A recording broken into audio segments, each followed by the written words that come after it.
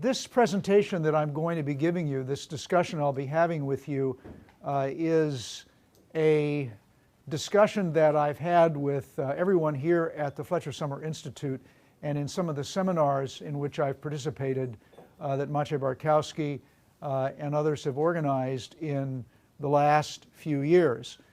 It essentially represents a synthesis of what I regard as important underlying ideas that help explain the phenomenon of civil resistance and many of its different manifestations.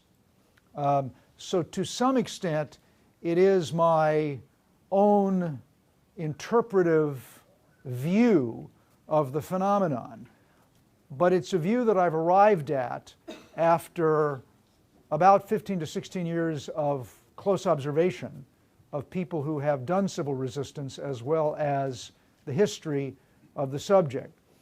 To some extent, I'm a popular historian. It's been the nature of a lot of the writing I've done in this field, writing for a general audience, so trying to understand the phenomenon from the position of someone who is in turn trying to explain it to ordinary people who have, I believe almost all ordinary people are underestimated and have the capacity to grasp ideas that those who spend their whole lives wrestling with don't recognize in its fullness, that each individual has the capacity to understand important phenomena if they focus on it and if they spend time on it. And those of us who are in the enviable position of learning these ideas and explaining these ideas to others don't have a monopoly on formulating the truth or even explaining the truth. We just have to get better at how we explain the truth. So this is just one man's effort at explaining this phenomenon. So what is the phenomenon? How is the phenomenon defined? What are the words that are used to define it? The most common word that you hear in the mainstream media is unrest. People are not being restful if they are engaging in civil resistance. Think about the analytical power that's implicit in the word unrest. How much study did it take to look at a photograph of unruly and rambunctious people? Oh, this is unrest. The problem with the use of that word in the mainstream media, however, as we know, is that and we'll devote a whole session to this later this week in part, although not just this one idea of it, is that from unrest, you can easily go to a word that's actually not up there, instability. And the idea of instability occurring in the streets in Istanbul is a wonderful image if you're Recep Erdogan, because then it looks like it's entirely appropriate for you to take measures which can bring stability back to this terrible picture. It's one way in which, just a little example of how what we call this phenomenon can in fact mislead people. Even the word opposition implies traditional opposition political parties. Oh, they're just the people who want power, leaving aside the question of who they might actually represent. Or it's all protest, as if all resistance were protest. Or it's an uprising. People are rising up. Or it's revolution, which is the more recent idea. Color revolutions, or the revolutions of the Arab Spring, or nonviolent revolutions, as if it were all intended to lead to one single culmination after which all things would be happy and cheerful. So we really do need to understand the phenomenon. This is what I think it's fair to say we think it is, those who've studied civil resistance closely from a strategic perspective. It is a force. That is a word that Gandhi used to describe this. It is emerging historically. It is most noticeable when it is a force that's being used for rights and for justice. How to define this force? Before we go further with the ideas, the central ideas of civil resistance, I want to just take you on a little detour through vocabulary. The vocabulary of how humanity understands this force without realizing, or misinterprets this force, or how the media misinterprets this force, merely on the basis of the forest of vocabulary that you have to find your way through in order to have an encounter with the phenomenon itself. On the left, you have the language of structurally minded political scientists and those who serve or represent states, serve in governments, are rulers themselves, are focused on laws, are members of elites, are people who are employees of institutions, who naturally think that their job is to modify conditions, social, economic, and political conditions. Think about those words in English as I've been using them. We're getting further away from the reality of how lives are lived, and we're talking artificially about human constructions, human things we understand, that we use words to then call certain things, and then suddenly we're in an artificial field of understanding with this vocabulary on the left. And the idea of conditions makes us think, since these are physical conditions, they're conditions of deprivation or of affluence, there are conditions of stability in society or instability in society, and these conditions have physical manifestations. And then we come back to unrest. You can see from this mode of thinking represented by this understanding of the world, which is dominant because states hold power, and they are the dominant, though by no means permanent, form of power holders in human history, how we get to the definition of civil resistance as unrest. Forget states, forget governments, forget rulers, and all of these supposed actors who control our lives. You cannot understand civil resistance if you're focused exclusively on these ideas, these words representing believed conditions. All these words represent beliefs about how power is wielded. The job of people engaging in civil resistance is to change the definition of what people believe power is. Let's look at the words on the right. Usefully, the international community has invented a wonderful and actually a relatively descriptive term, although a negatively descriptive term. Citizens, ordinary individuals, are now non-state actors. You are an actor, but you're not a state. What a revelation. Or you're a citizen. Yes, there's a lot of honor paid to the idea of citizen. No question about that. You have certain duties and responsibilities as a citizen. You can't vary. You certainly can't engage in civil disobedience.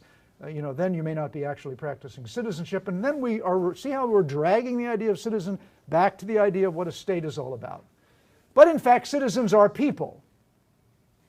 And every day, they either give consent to or they don't give consent to certain practices in the society which they believe to be good for the society. They make a value judgment about whether an activity or a pursuit, whether it's private or public in the society, is desirable or useful.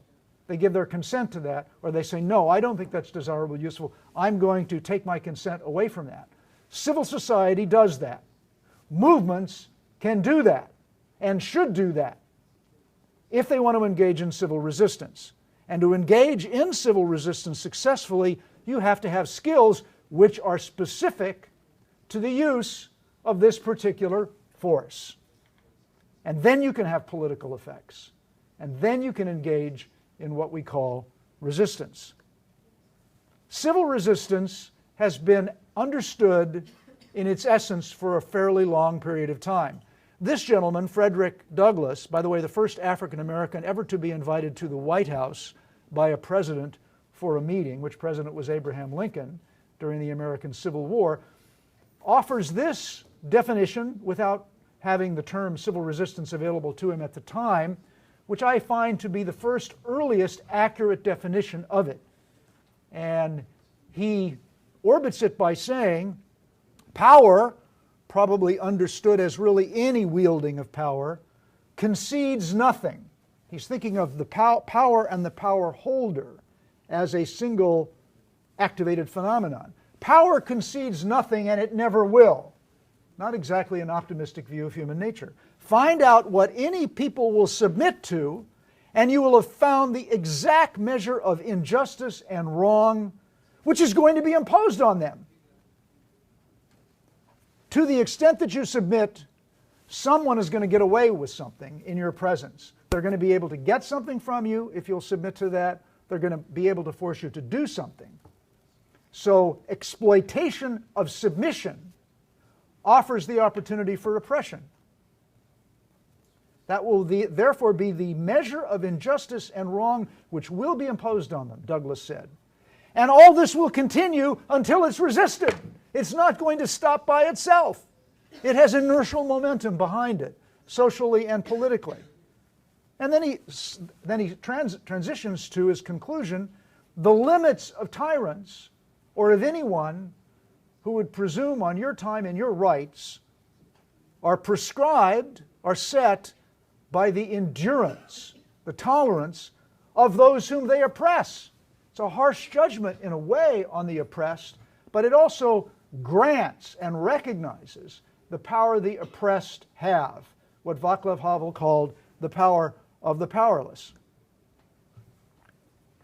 A half century after Frederick Douglass wrote those words, Leo Tolstoy, who wrote extensively about resistance to conscription in the Russian state, said this very interesting thing. He said that public opinion, and by that he did not mean people answering public opinion polls in the modern sense. He meant what people felt in their hearts throughout a society. He predicted that public opinion would eventually change the whole structure of human life, and that would make violence superfluous. Superfluous. It may be odious. It may be something that should be stopped whenever it occurs. But he suggested that it wouldn't be necessary once public opinion were fully activated. The understanding of civil resistance in a modern strategic sense points the way, in my judgment, to the fulfillment of this vision of the future, which is still very much in the future, but is by no means as mystical in its connotation as a vision as it might have seemed at the time of Leo Tolstoy. Gandhi, as we know, was overwhelmed by reading Tolstoy. They had a correspondence at the end of Tolstoy's life.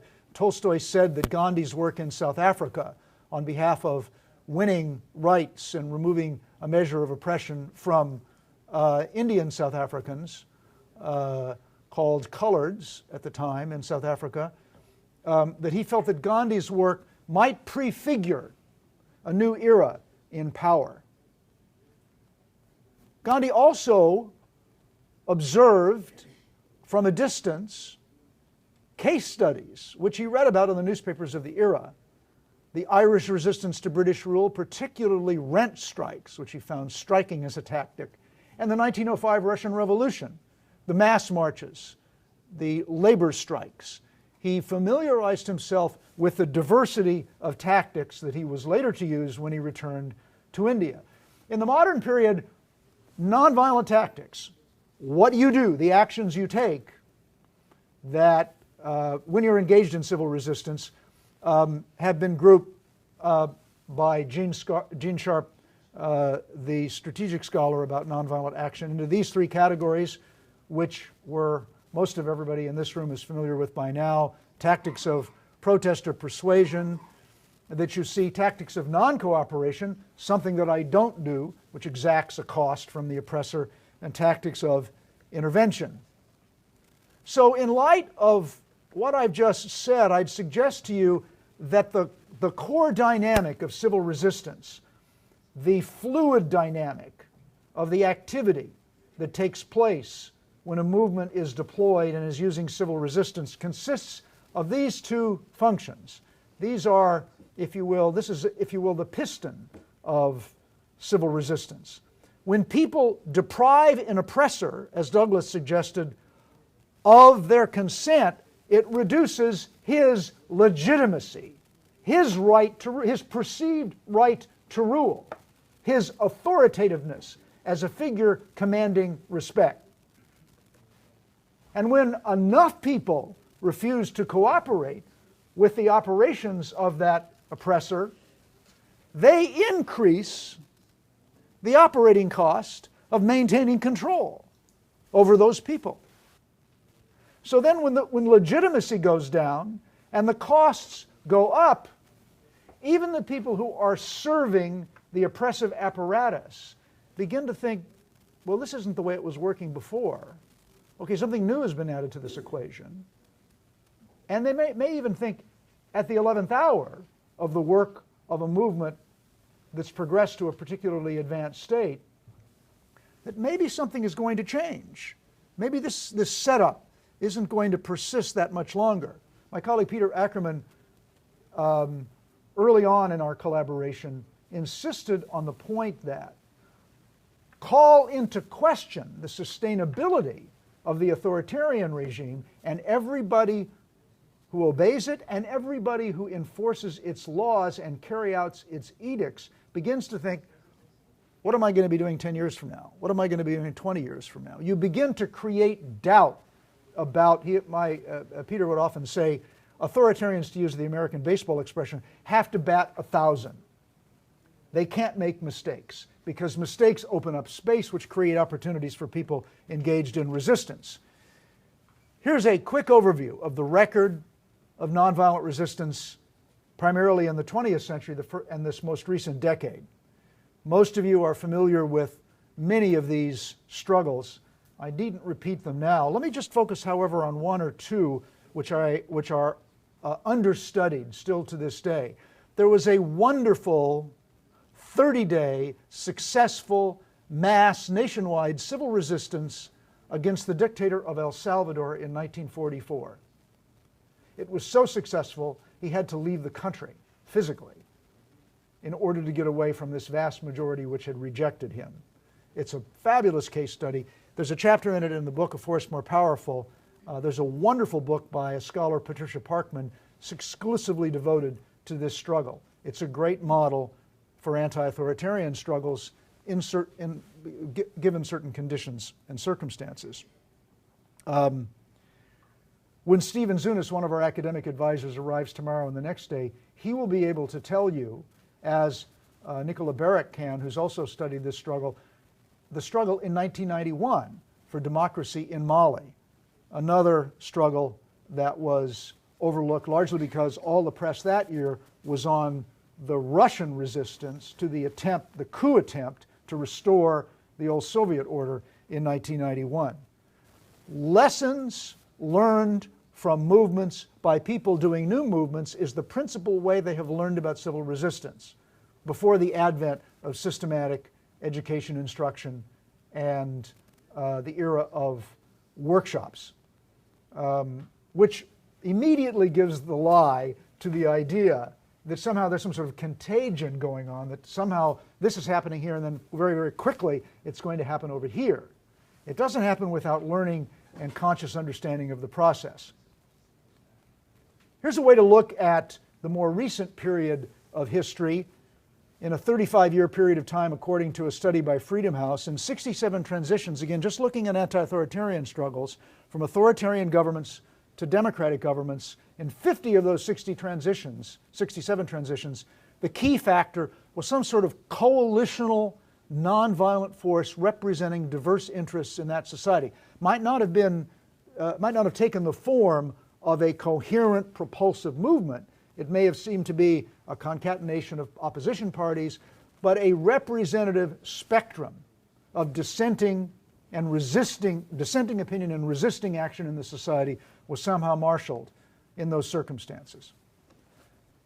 Now I want to pivot to a causal dimension of almost all these struggles that I think is overlooked. It's overlooked by people who have a preliminary understanding of the phenomenon, because without knowing it, they're defaulting from agency back to structure in the way they look at the confrontation between a movement and an authority which is maintaining oppression. And they revert to thinking about this in physical and material terms, when in fact, when you ask the question, how does this change occur, you must see the extent to which that change first has to occur in people's minds before it can be externalized on the basis of beliefs. And when you look at the language used by how people are changing the way they think about their society and their political order as they experience a movement, when they're participating in a movement, you see two kinds of discourse, two kinds of language, and also two kinds of individual motivation to remain active within that movement or campaign. You have what I call ideational language. You can see leaders summoning belief in the possibility of victory based on certain capabilities of action that are being shared and imparted with people who participate in a movement. The content of the ideas proposed for the end state, for the kind of people we want to be, for the kind of nation or community we want to have, the content of those ideas resonates with people's values. There is a unification behind certain propositions about what that change should represent. And all that involves identifying not with me and my material interests, but with the other. And the other is everyone. The other is community. And the other is also posterity. Everyone who is to follow. We stand in a line of people who preceded us. We prepare for people who will follow us. There is a unification of people across time as well as vertically within the society at the present moment. I think you can begin to get a sense of not simply the moral power, but the social power.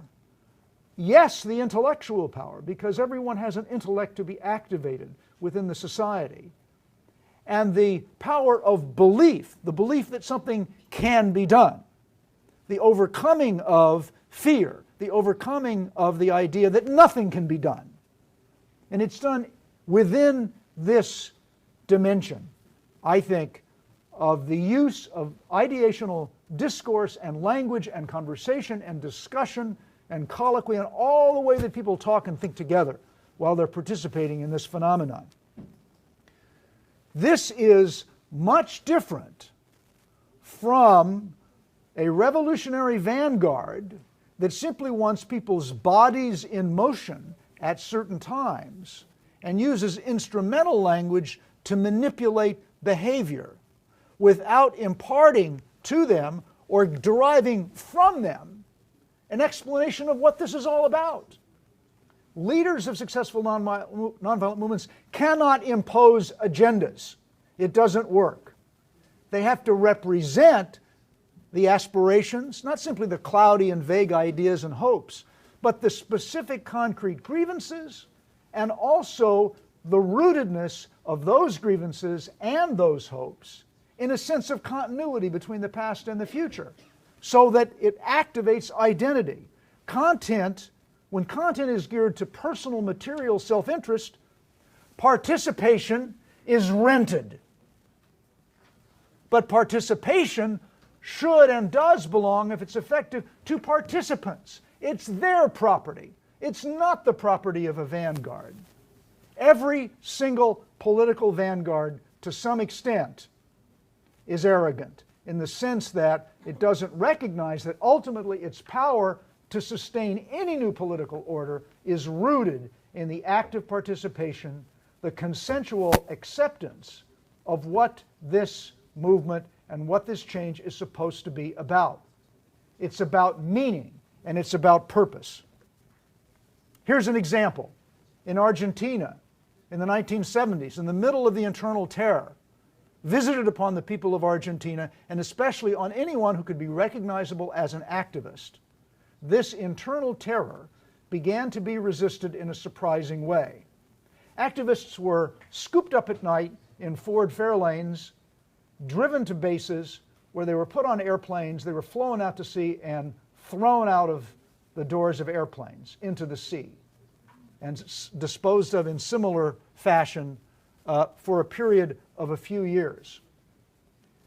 Mothers of the disappeared decided to go to the Central Square in Buenos Aires on one Saturday morning, and they had a simple question which they wanted to ask the generals who were in the presidential palace, including the president who was a general. They asked this question: we are the mothers of the disappeared, and we have come to ask, where are our children? They did not say, you have taken our children and you are evil. That would have gotten a very quick reaction. But they asked this question: where are our children? You're responsible for our children. We want you to help us find our children. They knew that the generals were responsible for disappearing their children, but this is the challenge that they put to the generals. It presented a dilemma. Were mothers going to be arrested because they were asking where their children were? So they were allowed to continue this protest. And this act, in the judgment of many historians, began to unravel the explanatory monolith, the explanatory vice in which that regime had held its citizens. They had an explanation for why their security state was necessary. And every question was turned back into, you're challenging security. You're jeopardizing the security of the state. We have all these left-wing terrorists we have to be concerned about. This order we have to impose. All of that became irrelevant when this question was asked. This proposition that you put to a nation to mobilize that nation, or to a society to mobilize that society, is something that I called, when I first thought of it, the galvanizing proposition. How can people be galvanized? My colleague Peter Ackerman said, no, call it the unifying proposition, because that's what they have to do. They have to get unified, and this is a very important way in which unification is achieved. Gandhi's proposition to the Indians, his proposition, his common, ever-present proposition, was this, in my judgment. Think about what this proposition meant. He said essentially to the Indian people, the British are ruling this country for their benefit, not our benefit. So why should we help them? There's Frederick Douglass's challenge, saying that the measure of consent you give provides your own submission, your own necessary submission to that order. So why should we help them? Maybe we should stop cooperating with them, stop paying their taxes, stop obeying certain laws which frankly don't do us any good. What this did was to identify the party responsible for the injustice without necessarily getting angry and condemnatory about them, made an argument, made a political argument implicitly, without seeming to be political, about how people are governed, about how power is used within the society. Instead of thinking about, well, this particular practice is wrong and this really should be changed, maybe we can get the parliament to pass a law. Instead, the question is joined, how's power used in this society? Who's benefiting from the wielding of power in this society? That identifies unfairness, one of the most powerful mobilizing ideas in the history of popular movements, violent or nonviolent. It identifies the intrinsic unfairness of the system, and even then permits you to define the system. You can define the system by its unfairness when you examine the way power is used. And it also explains that we've allowed this to happen. We've tolerated this. We're allowing this to happen, which then begins to create the question, well, what can we do? How do we identify the power that's available to us? To answer that question, I want to fast forward to the moment when a movement has, and others who follow me in this institute will explain the how of this, so I can happily skip over it. But the tactical how, the strategic how. Let's get to the moment when somehow there has been a transformation or a change in the society. Civil resistance has been successful. My argument is that the society you end up with is produced by the way you do your resistance, or if you wish to call it this, your revolution. The properties of the action you take, the ideational properties, not simply the outward physical action properties of the resistance in which you engage, can effectively saturate the nature of the society that results. The first emergent property that I find in resultant societies, when a classic civil resistance movement has been the primary driver of change, is reason.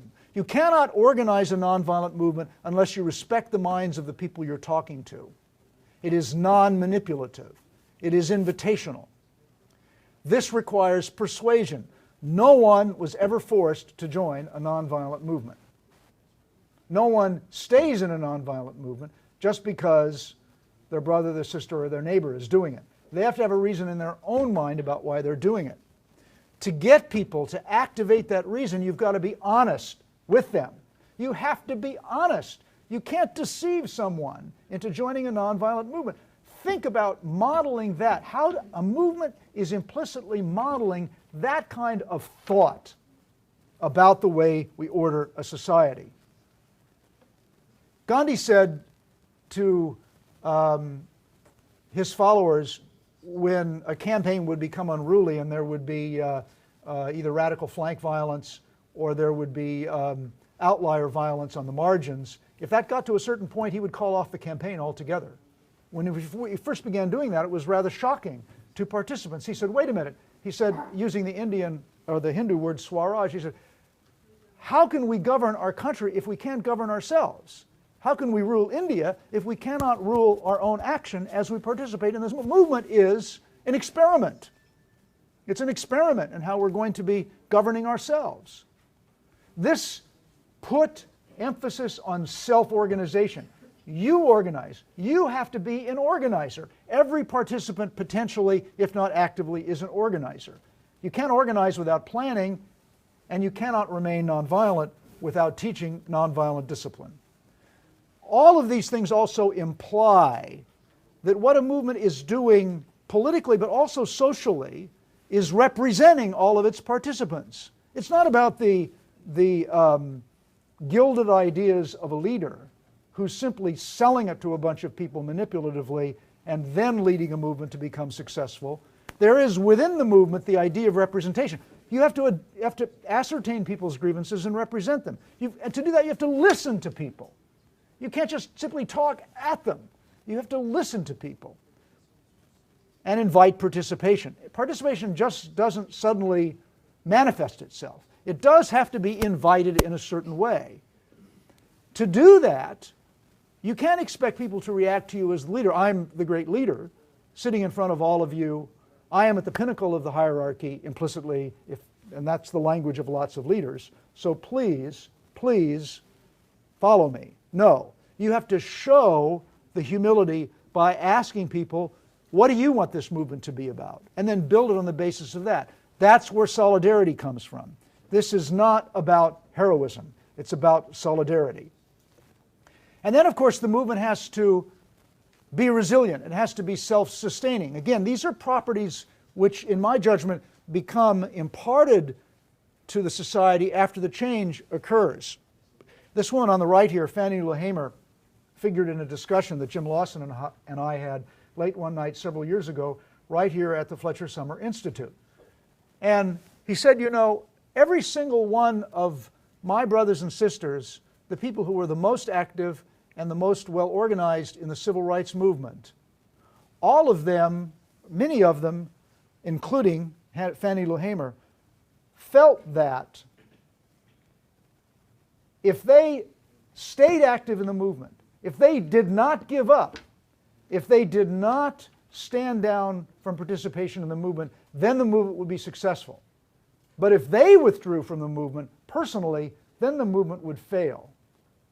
Fannie Lou Hamer does voter registration drives in Mississippi.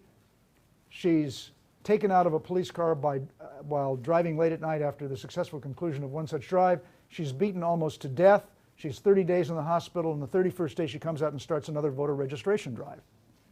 And she does it because she has made what Václav Havel defined as that existential leap. She's made the change from believing that I can accept the lie that life is normal in this society to living in the truth that I cannot accept the lie that, and then I'm going to have to do something if I want to live in the truth. What do I do to show that I'm living in the truth? I don't give up. The first thing that I don't do is to give up, ever. Because my future, my life, everything I believe I stand for, everything I believe my society stands for, is at stake in this struggle. That's how you develop resilience. So the basis of resistance is, in my view, a choice of identity. It's an answer to the question, who are you? Who are you, really? Are you the person who engages in all these activities? You know, you've seen people's resumes with a long list of all their extracurricular activities. It's all good. It's all nice. Is that the person? Who's the person inside you? This is what you get to answer as a question when you're participating in a movement. Are you the object of a ruling elite just complaining, just being submissive to threats of repression and violence? I'm not saying it is easy to resist repression, not at all. I'm trying to describe why someone can make the extremely difficult decision to in fact resist when the risks are very great. Or are you a citizen? And what does it mean to be a citizen? It means you can develop means to obtain power on your own to win your rights. There is a demand for this kind of militance all over the world. And through most of human history, since the development of armed weapons and leaders without accountable power, that demand has been met by people who have the idea of some sort of violent resistance. Use of violence to overthrow the existing order. That demand, in my judgment, is not really a demand for violence. It's a demand for a form of force which is proportionate to the oppression. If you get deep into this subject, you begin to see just how extraordinarily large in social, even in economic, in political, and certainly in psychological terms, that force is which can be summoned in the way that I've tried to describe it. And so then the opportunity for those who want to assist this in a variety of ways is to move the choice of militants proportionate to the oppression which is faced from violence to a nonviolent form of achieving rights and democracy. These are struggles for self-determination. We'll hear from Jason McLeod later this week and from Benny about the struggle in West Papua, a struggle for self-determination. It is about the end to dictatorship, which doesn't necessarily happen in some sort of sudden, a million people in the streets, Central Square, Orange Revolution style method. It can happen in lots of ways. And it's also an end to occupation, as in West Sahara and in Palestine. Almost all these struggles will be mentioned in one form or another this week. So if your interest in being at this institute is based on the fact that you dislike the scope of violence in the present world, this institute is for you because it will help you see all the levels on which a struggle using civil resistance for justice manages to be successful without recourse to violence. So that will have the effect on the margin, but in a substantial way, of diminishing the adoption of violence, at least as a form of political contention and struggle. And that very phrase was on a sign held by an anti-apartheid protester in South Africa in 1986. Taksim Square, this month in Istanbul. A lot of people who are not content with the existing order, sparked by something as simple as a plan, not even the beginning of, a plan for the destruction of a park. Not all that dissimilar from Evgenia Chirikova's struggle, about which we'll hear about at lunch today, which concerned the destruction of a forest. An interesting parallel in some ways. We don't know where this struggle will go or how Turkish society will be changed in the coming years. But this is self-mobilization. You're seeing right in front of you right now a picture of self-organization to a certain extent, and certainly self-mobilization. And I would argue with an ideational foundation, with a foundation in belief, in some inchoate shared belief about the unsatisfactory state of arrangements socially and politically in that country. Perhaps not yet with a definition or a clear Gandhian proposition about how the change can take place, much less a definition or even a sketch of what the end state would appear like. Sometimes that's not necessary at the outset of a movement. Sometimes it is helpful if you have that in mind. These struggles are universal today. They are nascent in lots of countries. The idea is at large. The idea of the appearance of this kind of struggle is communicating itself now. This was not happening 10 years ago. This last decade has been very important. As the idea, as the model, as the notion of this kind of change communicates and proliferates itself, then the challenge is for people who want to teach it and do it, to do it in a way which is effective, to harvest all the examples and the models of effective change that can help explain past successes, so that in all of its dimensions, as a form of social transformation and the change in political order, it can be understood in concept and implemented in practice in a way that is effective. That's what we try to do here at the Fletcher Summer Institute. We want this practice of nonviolent conflict to become more effective. That takes everyone who prefers this form of change to take place to understand how it's done, and then to reflect that understanding in their own work.